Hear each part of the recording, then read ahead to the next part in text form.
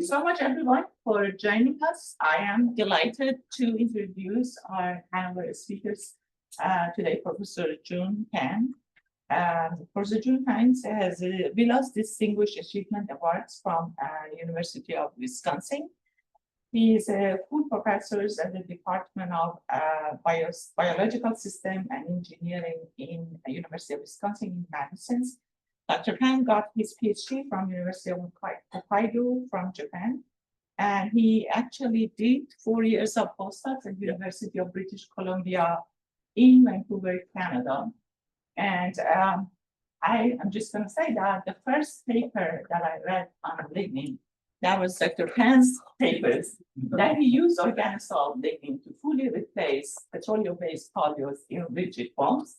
He's a pioneer in lignin research and other lignocellulosic materials. And please join me to welcome Dr. Pence to listen to his talk. Thank you. Good morning, everyone. Thank you very much, Morgan, for your kind introduction, also for the invitation and recommendation. It's my great honor to be a Hanover seminar speaker here today. I'd like to use this opportunity to share some of our studies on this advanced lignocellulosic materials for energy, environment, and packaging application. I would follow this outline. First of all, give a very brief introduction about plastics concerns and bio-based alternatives. Then give you a brief overview the research activity in my lab at University of Wisconsin Madison. Then we'll show you a few examples. While we worked on the lignocellulose-based materials, some cellulose-based materials, some lignin-based materials. As you know, and plastics is a great, brilliant invention. We enjoy using plastics. They are low cost, durable, the light, easy to process. However, as you know, at the end of their use and end up being either landfill or ocean. So you will see plastics everywhere, including water, soil, plants, even our body, everywhere, the micros plastics. So because it takes hundreds, even years or even longer for fully complete degradation. And so not only these also contribute to this life cycle of plastics, contribute significantly to the green from the production, use, and after use degradation is a big or significant contributor to greenhouse gas emission. And so that's why world around and have taken aggressive measurement to either ban or control or reduce the plastic application and find out alternative. Okay? And lignocellulosic biomass is one of the potential feedstock for sustainable production of food, chemicals, and materials. And we are working in this area. We know biomass very well. And as you know, currently fuels, chemicals, and synthetic materials are from this non-renewable fossil resources, oil, coal, natural gas. So we know where originally they're from, right? Originally from biomass, and through a natural anaerobic degradation over millions of years. Okay, what we all try to do. So we try to skip this natural process and directly convert biomass into target product. So this is called biorefining, either biological or chemical, thermochemical processes. So that's lignocellulosic feedstock as a promising alternative to fossil resource for chemical fuels and materials. My lab of bioenergy and bioproducts at UW Medicine is focused on lignocellulose biomass. Almost all the research activity in my lab is on lignocellulose biomass. Specifically, we are interested in developing technology processes to distract or fractionate biomass into their components, like cellulose, lignin, and hemicellulose, including pulping and pretreatment processes. We are also interested in the chemistry and fundamentals of these cellulose components, cellulose, hemicellulose, lignin. What happened to them during different biorefining process, either chemical or thermal, and their physical and chemical property change behaviors during the biorefining. And we pay more attention to develop technology, try to convert this biomass into high value-added chemicals, liquid fuels, and materials. Specifically, as I mentioned, I'll show you a couple specific areas we have been working on. The first one is fractionation and pretreatment of biomass. We have worked on many different processes like explosion, spiral, organic soil process, organic soil ethanol process, acetic acid process, and the molten salt hydrate system for biomass pretreatment or fractionation. The second area we're interested in is biofuels. So many years ago, when cellulose ethanol was a hot topic, I did a lot of work on cellulose ethanol. Even Chang, when he's in my lab, work on this pretreatment and bioethanol related project. Another area is lignin chemistry and application. We are interested, as I mentioned, how to depolymerize, remove lignin from biomass, and to see what happened chemically to lignin. And when you isolate or fractionate lignin out of biomass, what we can do with it, and what's the potential application. I'll show you a couple of examples later. Another area is that we produce sugars from lignocellulose biomass, like wood, corn store, grasses. You know, one of the important biorefining platform is a sugar platform. So you need to hydrolyze polysaccharide, cellulose, hemicellulose into sugars. So then either chemically or biologically convert the sugars into something you're interested in. So sugar production is called saccharification. It's a very important stage of sugar-based biorefining process. Another area we try to produce platform chemicals, small molecules from biomass, either from cellulose, hemicellulose, or lignin. So for example, we have, oh, that's good. So even laser point work here. And we can produce the sugar-based chemicals and like a furan-based chemicals, furan, HMF, BMF, and gluconic acid. Currently, we are working on the oligosaccharide production. So as a prebiotics, we can do bottom-up method. That means synthesize oligomers, oligosaccharide from simple sugars like glucose, xylose, mannose, galactose, even disaccharide like lactose, sucrose. Or we can do top-down. So control hydrolyzed cellulose and hemicellulose in starch into target oligosaccharide as a prebiotic. That's not a focus of today's talk. So the last area we're interested in is cellulose-based materials. By training, I'm a chemical engineer specified in pulp and paper. So, you know, and wood for pulp and paper, natural fibers as a traditional mature technology.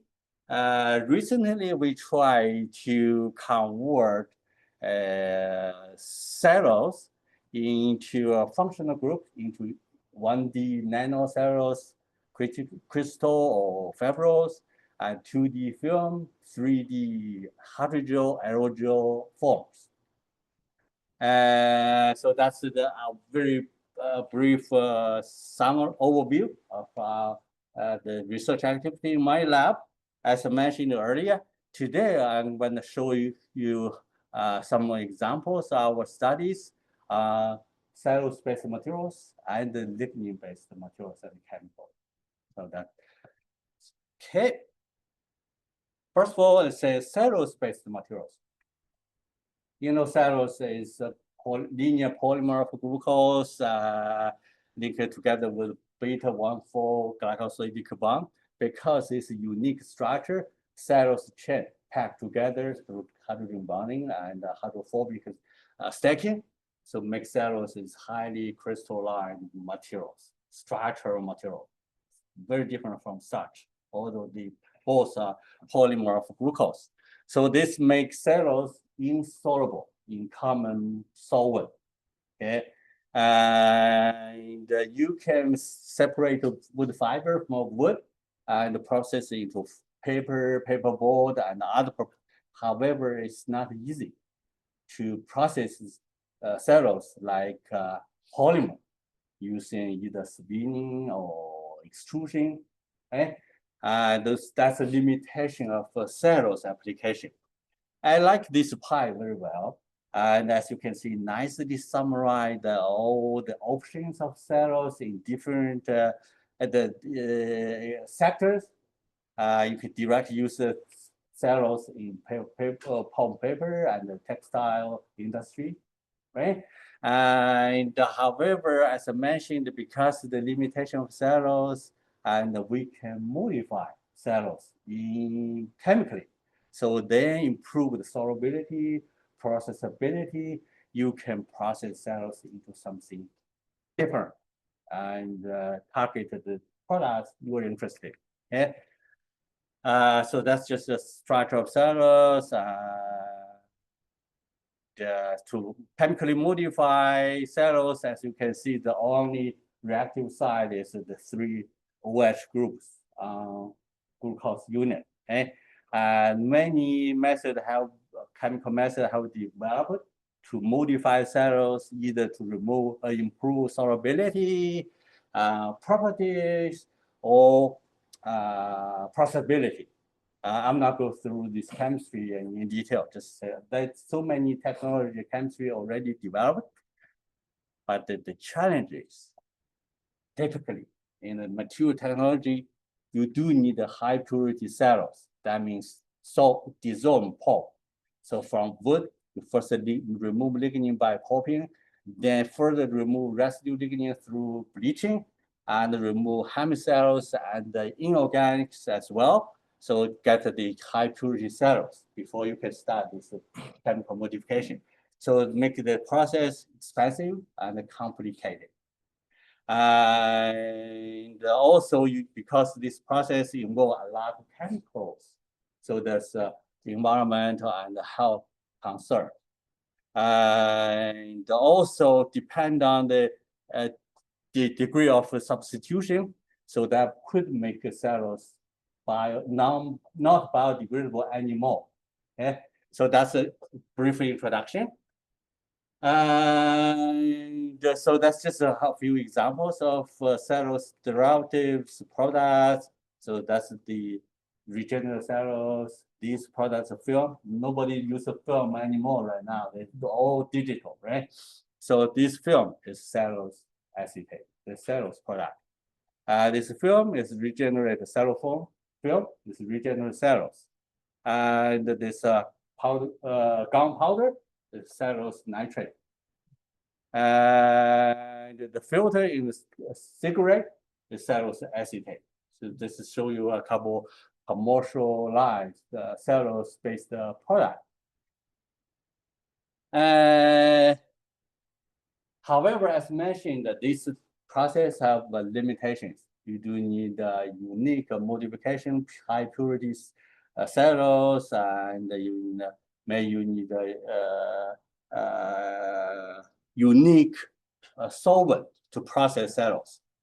What we have been working in my lab during the last decade, and is we find molten salt hydrate.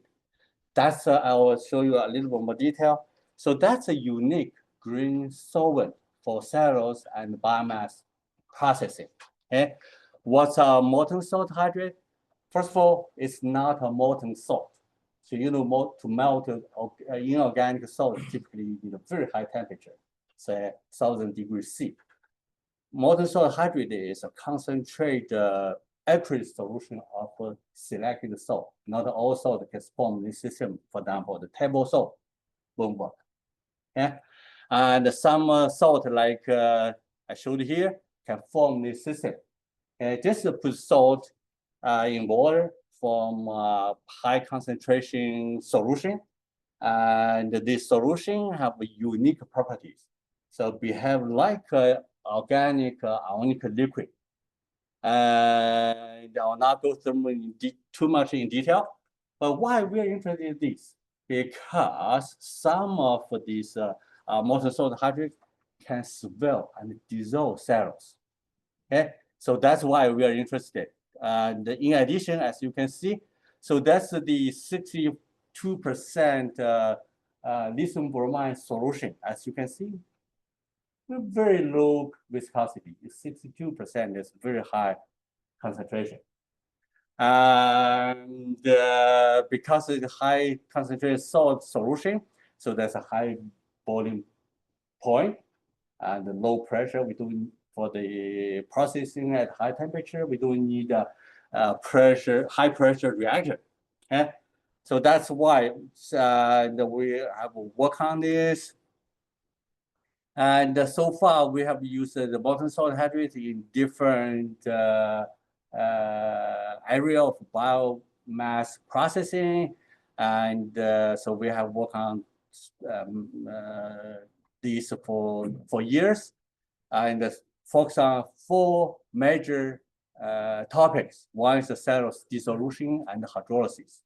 And you cannot just dissolve cellulose. If you like, easily you can hydrolyze cellulose and even whole wood in this system. And as a solvent to process cellulose into functional material. Okay, that's what I will show you today. Also, we can use this as solvent, as a reaction medium to process the carbohydrate like glucose, cellulose, hemicellulose into fuels and chemical. Okay. Also, it turned out we didn't expect lignin can be depolymerized in this system. It turned out, yes, that's very unique finding. So in this system, lignin can be depolymerized in solid state without dissolution. Unlike a popular traditional pretreatment method, you select a chemical, dissolve lignin, then remove it. But here in this system, we selectively dissolve even hydrolyzed cellulose and hemicellulose, leave lignin behind as solid. That's quite different process. However, not just the isolation, also lignin is depolymerized. Okay? So that's a brief introduction. And use this system, and we have developed different cellulose-based materials like aerogel, elastic foam, and the films for packaging, for mulch, and the fibers, and the self-sensing packaging form, and the hydrogel, cellulose nanocrystal, and we can process this form into a magnetic beads. So easy recover when, for example, use these beads as a solvent to remove metals, antibiotics from water. So then we can recover these magnetic beads easily. I don't have time to cover all these, but I'll show you some why cellulose can be dissolved in the system, how it's regenerated, and then show you a couple of these examples and demonstrate a few applications. How much time I have? Like 40 minutes. Yeah. Okay. Thank you. So as I mentioned, we just use the molten salt hydrate solvent. And as you can see, when you put this, I just use this wood pulp fibers, put it in the solvent and heat it up. As you can see quickly, we can dissolve cellulose. Okay? As you can see, this first swelled and destroy the fiber structure, gradually dissolve cellulose into the solution. Okay? Certainly, it's turned out many factors affect the dissoluble cellulose in this system, including the DP, the size, the chain length of cellulose, and the particle size, temperature, pH, time. Okay, and we did quite extensive fundamental research. Why? How cellulose is dissolved in the system? It turned out the key player is the metal cation. And for example, in this case, not just I just use lithium bromide as an example. This cation coordinate with the cellulose whole H group and break the hydrogen bond between cellulose chain. So then make it in brief, it's make it cellulose dissolve. Okay? And it's turned out not just the cation, also the bromide anion play a role, but it's a little bit very complicated. Nobody, including us, have a clear, complete understanding. But certainly they play a role because we compare different anions. Certainly, same with the same cation, different anion give you different performance. Okay, so I'll not go through in detail. And after dissolution, there's a kind of viscous solution. And when we cool this down, for example, and to room temperature, it form kind of soft matter like a gel. Okay, it turned out at this stage, cellulose is still in the dissolved status, not regenerated, although form a gel. That's a dynamic gel. Not cellulose is still at the molecular level in the solution. So until we wash it with water to remove all the salt out. So then cellulose regenerate from this hydrogel. So that's the regeneration process. And with this, and for example, we dry that hydrogel, we can get this aerogel, very light. As you can see, the density is very low. And the porosity is very high. So highest one can reach up 99.9%. Large that's highly porous materials with the large surface area. And that's a metro pores. This pores doesn't mean this is large wall. That's a mesopores unscattered. Okay, so they contribute to this large surface area. Not only from pure cellulose, actually we can prepare this hydrogel and directly from wood. So ground wood, put in the solution, and since lignin is insoluble in this system, only cellulose and hemicells. If you like, you can prepare a whole biomass hydrogel, wash it, dry it, we can get a whole biomass aerogel. You say, oh, I don't like lignin. I would like a white cellulose aerogel. Since cellulose is lignin is a solid particle, remove it either through filtration or centrifugation. You can get a pure cellulose aerogel. As you can see, that's the nano CD images of this aerogel, very homogeneous structure.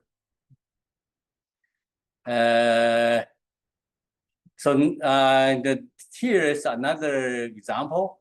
I show you we use lithium bromide a lot. Actually, zinc chloride or other salt work as well. So, and Dr. Yo was a postdoc in my lab. Right now, he's associate professor at Sony ESL. So, collaborating with them, we prepared these forms or aerogels from waste biomass, like sludge from paper mill, and something like pizza box, and process it in zinc chloride into a form. Okay. So when we got this aerogel forms, what we can do with it? So we demonstrate a couple applications. One application, we prepare cellulose chitosan composite aerogel. So the hypothesis is, introduce a chitosan, we're gonna introduce amino group into this aerogel. So since amino acid group can react with the aldehyde, aldehyde is one of the indole pollution released from wood product, from adhesives. Okay? So it's, aldehyde is bad. And form this chemical bonding in mind. So this is chemical sorption, not physical. This is selective, so irreversible. So very efficiently with a small piece of this foam or aerogel, for example, put in air conditioning system in halls, so easily can remove aldehyde completely. We demonstrate work. However, we don't know when it's fired, when it is saturated, right? So as you can see, the fresh one, that's a saturated one. No different. You cannot tell when you should replace it, right? So then we introduce a self-indicator.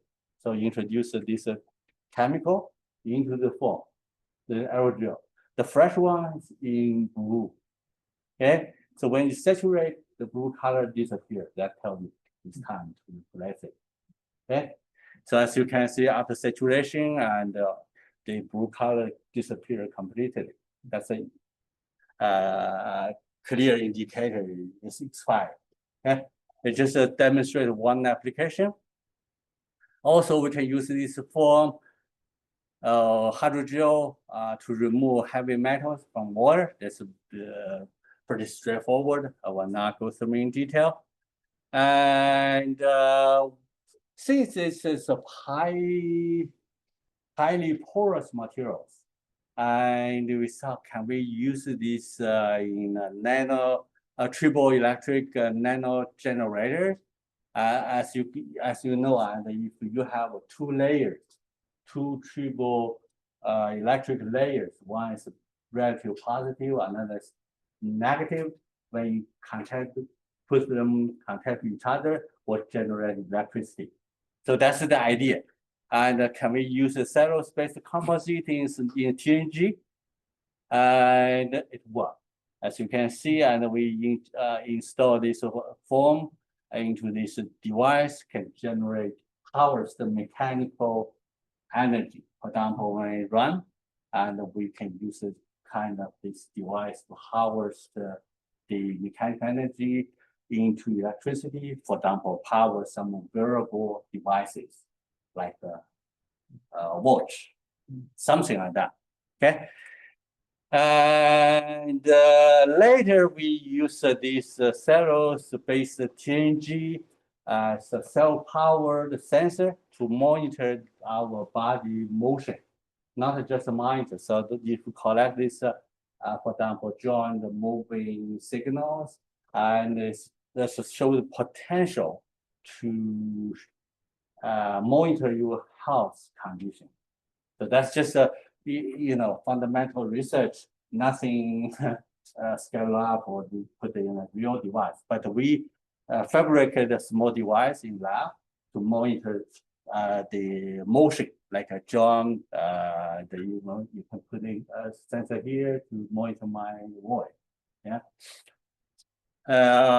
Dr. Wang received his PhD from our department with another professor. Right now, he's the senior professor in UIUC. Dr. Wang, yeah. And this is just published a study, actually published last week.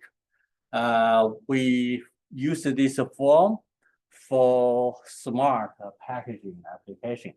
So the idea is we start from wood pulp and using dual forming mechanism, using the insert CO2 forming coupled with the lithium carbonate template, and to form a highly porous structure. This form. So with very good mechanical strength. And in addition, we introduce this natural dye, this anthocyanin, and it's from the vegetable, this for the cabbage, right? And why you interested in this? Because it's pH sensitive, so can be used to monitor the freshness of food. I'll show you the principle on the next slide. Also, because it's highly porous materials and with very good thermal insulation, so that you can pack like the polystyrene form for freezing seafood or meat or something.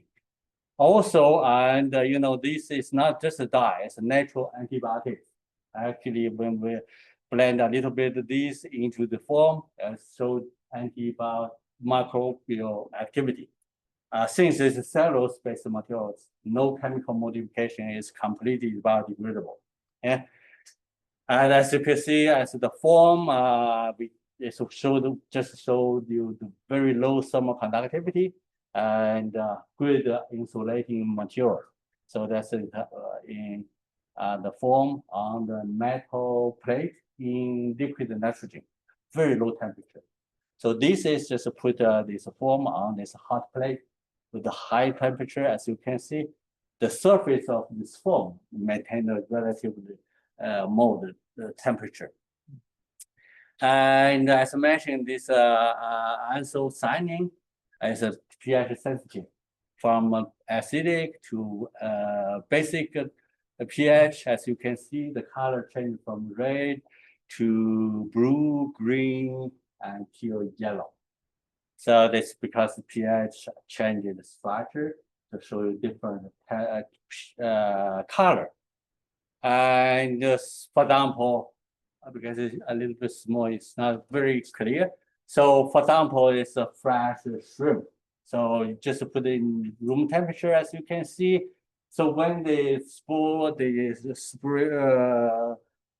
shrimp spore and generate our organic amine. So that's a basic compound. So that's a trigger the color change.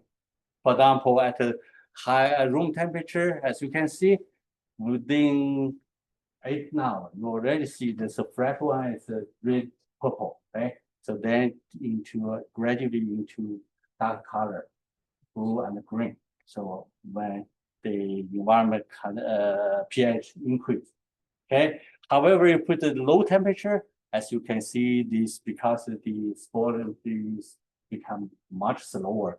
So as you can see, the color change is slow. It's just kind of cell sensing mechanism. Also, and because as mentioned, the cellulose-based materials is fully biodegradable, in a few weeks. As you can see, if you bury it in soil, it's soil biodegradable. Not only we can process cellulose into 3D materials, we can process it into film, but dissolve cellulose, cast into a film. Okay? And with the optimization, we can produce very strong cellulose film. As you can see, the strength is very high. Not just from cellulose, and we can prepare the film direct from food. That's how Xuejum has been working on. He will enjoy this department in a couple of months. And it's very good. As you can see, we dissolve wood powder and cast into film, wash it, dry it, we get film.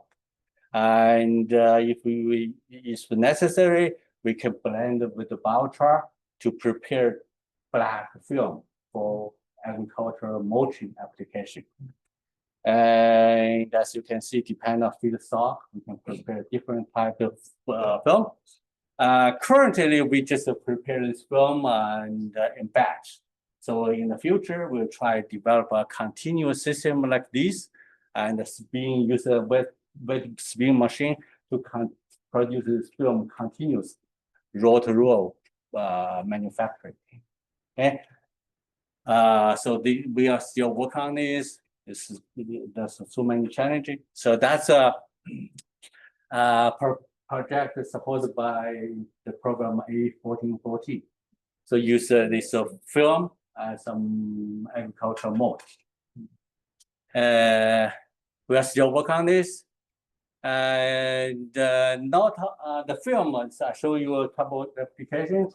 And another one is I want to show you is, as I mentioned, traditional nanogenerators, so two triboelectric layers, one positive, one negative. The existing one, they use a polymer, PTFE as a one triboelectric layer. We can only replace another layer, so that's just a half bio-based. So we try to fabricate all cellulose-based TNG, triboelectric nanogenerator. The idea is, so we modify cellulose with the electron donating and withdrawn functional group. So make some cellulose highly negative, others highly positive. If we couple them together, we can completely replace two layers in TNG. So that's the idea. So we did it and put it in a smart home system. You just install, in this case, there's 6 cellulose-based TNG sensor underneath this door mat. So when you step on it, to generate a password. So send the signal into cell phone or other device and open the door or close the door.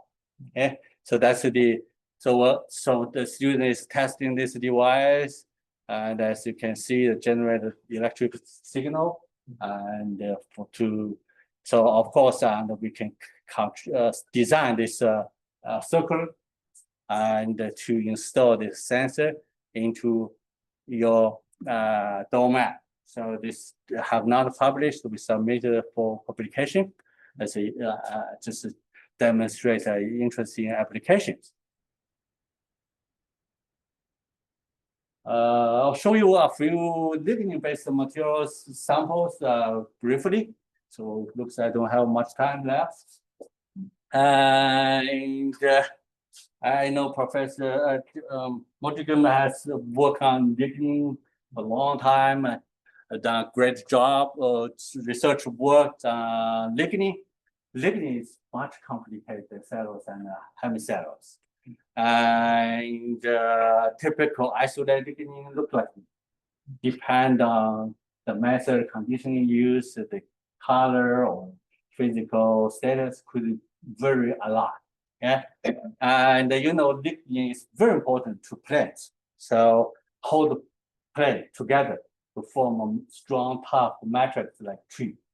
Okay, also and form stiff hydrophobic channels for liquid transport inside the plane. Okay, also it's a very important part of defense system. So why wood structure can stay there for hundreds, thousand years because lignin. Otherwise, cellulose is quickly decomposed by microorganisms as showed you, right? So lignin very important. However, in terms of biorefining, lignin is a troublemaker. Also, so because it's hot, protect wood from destruction. So we needed to handle it. However, lignin application is very challenging. Morgan knows this very well, and heterogeneous physical chemical properties depend on process and conditions that you isolate lignin. So you could have very different and poor reactivity. Even you can develop a lignin-based product, but performance, color, appearance could be not satisfactory. Yeah. So the color, the smell, right? So you may heard. So we can make anything from lignin but money. That tell you a vivid situation of the lignin application. Of course, there's a lignin-based materials. As in general, consider the scale of the lignin production, the application is still relatively limited. Okay. And my lab have worked on lignin. What happened? Okay. As I mentioned, chemistry and fundamental to see what happened to lignin, how to modify lignin, remove the methoxyl group. That's a chemistry. I'll not go through in detail today. Rather, I will show you a couple examples. Morgan just mentioned we years ago we did to replace the polyo with the lignin in polyurethane foam production. We just use original lignin without any modification. And Morgan have done a great job to modify lignin and have a better performance. We just see if we can use the original lignin to replace polyo to prepare polyurethane foam. Yes, this can prepare rigid, not flexible polyurethane foam. And as you can see, if you increase the lignin content, the structure and the strength become poorer. Okay. We in another study, we just process the lignin into carbon dot. So that's a quantum dot. And it's interesting is this dot is pH sensitive. So for example, we blend this lignin-based carbon dot in the hydrogel. So under the regular light, you can see nothing different. And the UV you will see because of the fluorescent light, so show different color. Potentially can be used as a sensor. We have not employed that yet. So we also use lignin, try to split lignin into fiber as a precursor for lignin carbon fiber production. It's many people work on this. It's quite a challenge. Yeah. In this study, we just the lignin by nature is a group, bond fiber together. So in this study, we just partially remove the lignin as a collaboration research with the Liang Binghu group. So we just modify lignin, partially remove lignin and soft lignin. Then after hot press, use the natural lignin bond this fiber together. Okay, we don't need additional adhesive. Okay, so as you can see, lignin redistributed, relocated, and as you can see, provide a pretty strong adhesion capacity. Okay. Another example. So we fabricate a two-layer porous structure. Yeah, as you can see, that's the light color layer. That's a composite of cellulose lignin aerogel. The top dark layer is a carbonized lignin aerogel. So we just couple them together, use the dark color to absorb the solar energy to generate the heat. And this porous structure transport the seawater to the top using the solar heat to evaporate to produce a fresh water. So that's the idea. And just a fully bio-based double layer porous structure for fresh water production from water use solar energy. One more example. I think that's the last one. And Ning Li is did a PhD in my lab. We developed this idea when he was a student. He realized this idea when he did a PhD postdoc in Sweden, University of Stockholm, and he tried to use lignin condensation driven process to synthesize bisphenol from lignin. This work published in Nature last year. And bisphenol is very important chemical. Monomer are highly used, widely used in polymer like polycarbonate, epoxy resin, the very useful chemical. However, there's a concern. It's synthesized from phenol and acetone. That's a common process to synthesize bisphenol. So the major concerns, that's mimic a hormone to affect the reproductivity system of a human being and affect the brain development of children and could cause worse the chronic diseases. So you can, because it's widely used in these polymeric materials, you can find bisphenol in all these kind of products. Water bottle, children products, plastic bottle, and everywhere. So this idea is, traditionally, typically, we don't need the lignin condensation. As the condensation makes lignin less reactive and low value, useless, even useless. We have to burn. So, however, in this study, we just unpropose through control condensation. We introduce a phenol compound to alpha position on lignin. So then, through cleavage of beta-O4, remove that part, and through migration, we get a bisphenol-like compound. Not as exactly as bisphenol, but the similar thing. Okay, that's the basic chemistry, and that's a two-stage process. As you can see, first we introduce this phenol compound to the alpha position of lignin, then break this beta-O4 after the migration in the second stage, so we can get this bisphenol-like compound. Okay, and we use this lignin derived bisphenol, synthesize different thermoplastic, thermoset polymers to work. And not only we convert lignin to bisphenol, meanwhile we convert heme cells to cellulose. Either you can convert cellulose into xylitol or furfural. There's a potential. Meanwhile, cellulose is kept intact. And we can convert the cellulose pulp into dissolved pulp. It's pure cellulose. So that's yield is pretty good. And with this, and so without my student also and collaborators, I cannot do not much myself. Okay? Thank you for their hard working and dedication. And thanks my other coordinators, collaborators, and student postdoc and funding agencies for supporting our research. With this, thank you very much for your attention.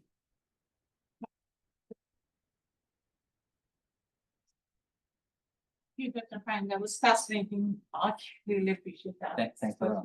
Dr. Frank?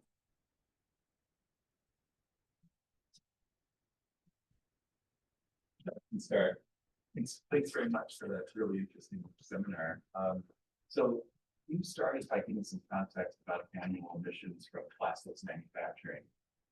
You did put in a point of comparison of what the CO2 emissions would be from lignocellulosic material manufacturing. Like, for example, we know that paper manufacturing is very energy intensive and is associated with a lot of carbon emissions.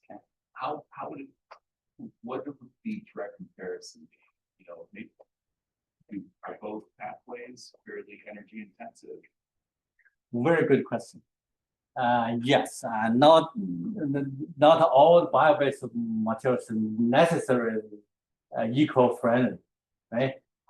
In general, yes, but depend on the process. If how much energy, how many chemicals involved, what's the intensity of process, power consumption.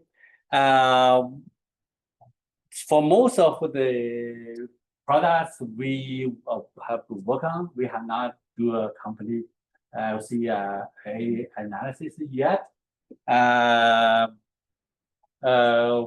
For example, the fuel, for motor fuel, we do have an expertise from Yale. She's working on the LCA. We are still working on that. We have not have a whole picture yet. So we were still looking at some biodegradation data for the LCA assessment. So in terms of the system I use, so in general, as you can see, the production, the process condition, the pretty mild. If it's a temperature is around 120 degrees C, the reaction time is short, less than 30 minutes. And the salt, I didn't have chance to mention it, so it's recoverable. So because you know when we dissolve cellulose into a solution, that's a salt that's pretty complicated, simple. Just for example, lithium bromide plus water, nothing else. Yeah, when we dissolve cellulose in the salt solution from a solution, so after regeneration, cellulose becomes solid again. During washing, we recover the salt solution. So certainly it's diluted. So before we can directly reuse, we just needed to remove extra water, say using evaporation. Certainly that will cost energy, but we skip many other energy intensive operations. In general, it's still pretty competitive, but at this moment, I don't have data to support my conclusion. Solid data, I mean. In general, yes. Thank you. Another question? Yes. I'm really interested in the last work that you mentioned that you do correlations on lignin to get different structures similar to bisphenol A. Are you going to get the mixtures, or are you getting like one specific structure is purely enough to epoxidize? Very good question. After reaction, that's a mixture. However, if necessary, we can do a coarse fractionation. It's very challenging to completely separate each compound. It's technically doable, but economically challenging. Yeah. We just use this mixture to synthesize different polymer and show the comparable strength and performance in lab. Yeah. For example, it's epoxy resin and other thermoplastic polymer. Yeah, we do have data. Yeah. Yeah, that's you know, that's still this concept, right? We can do it in lab, and so when we publish that, the many industry people reach out. So what's is this technology already mature and can we adapt it? Yeah, that means really interesting. Yes. Yeah. And also, It's a lot of installations. Okay. I have a couple of questions on that. One of the questions that I have is that in the lab and in the study, you notice that the source hydrate will be able to depolymerize the liquid. How did that happen? What kind of bonds are really great and what kind of bonds are formed after? Does it depolymerize into basic monomers of liquid or like maybe that or something like that? Yeah, great question. As I mentioned, I didn't have time to go through the chemistry, but if you are interested, I can briefly tell you what happened. And if you are interested, you can check this paper published in Green Chemistry. And basically, without dissolved lignin. So you know that system is very simple. Lithium bromide, water. So in this case, you do need a little bit of acid as a catalyst. So the acid, the proton can remove the OH group at alpha carbon to form an alpha cation. So then the beta-O4 structures cleave the following typical acidic process. Meanwhile, there's a potential for condensation. However, if you control the condition, low acid concentration, low moderate temperature, so we can promote beta-O4 cleavage, depress condensation. Another very interesting finding from this study, actually part of the beta-O4 structures is transferred to benzene dioxide structure. I'm not sure if you are familiar with this. Have you heard of C-lignin? That's the linear lignin you find in the vanillin plant, right? So that's a linear lignin. That's an ideal lignin. So there's this process, there's a potential. We can convert S-lignin, not G-lignin, S-lignin into C-lignin. That's something. So of course, and we carefully study why the lignin can be depolymerized in a solid state. There's a mechanism because you know why there's depolymerization with a limited condensation, because in a solid state, so even there was a medium intermediate for condensation for coupling, but the mobility of a large solid lignin is very poor. For example, these two can couple. However, the reaction point, so we cannot reach it together. It's the solid large monomer or molecules. No chance for coupling. So that's why we get depolymerized lignin with limited condensation. So this lignin is very different from traditional craft lignin, similar to organosolid. Low molecular weight, soluble in common solvent, very interesting lignin. Yeah? I have Yeah, go ahead. like that. When you produce the hydrogel from cellulose, still using the source hydrate, you dissolve it and then you do regeneration. How do you, using the cooling process, how do you control the reaction or control the cooling to get the desirable properties of the hydrogel? I don't know if the hydrogel is very light. This is pretty light. Yeah. Do you control the cooling rate and how? Yeah, that's very good question. And so that's parameters you can play with to control the structure. For example, simply you can load if you load more cellulose, so certainly you will get a kind of a denser structure, right?